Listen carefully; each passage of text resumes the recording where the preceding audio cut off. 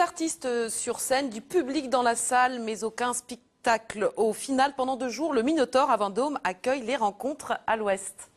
Il s'agit de la mise en réseau de 5 directions culturelles régionales pour aider la création et la diffusion de spectacles dans le Grand Ouest de la France. Des précisions dans ce reportage d'Alain Eudes.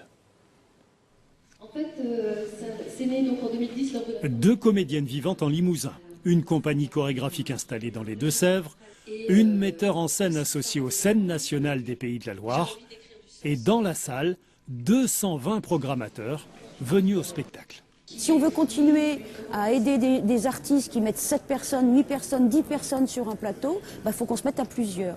Et pour se mettre à plusieurs, il faut qu'on se mette en réseau. Et c'est pour ça que ces rencontres à l'Ouest, c'est vraiment, voilà, c'est une initiative des 5 régions qui est tout à fait formidable. Une initiative née en 2010 à Niort et qui rassemble les régions Centre, Bretagne, Pays de la Loire, Limousin et Poitou-Charentes. 5 régions qui apportent une aide financière au spectacle vivant et qui pensent très grand, car la réflexion menée ici pourrait aboutir à une éventuelle transposition à l'échelle continentale.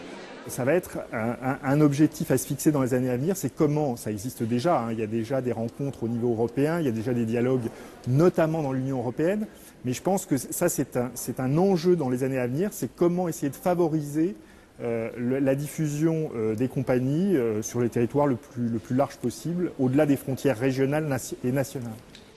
Jean-Christophe Chollet, musicien implanté à Montargis dans l'est du Loiret, est de ce point de vue un exemple à suivre.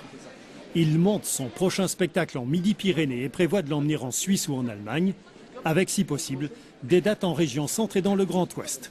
D'où la nécessité d'être présent à ces rencontres.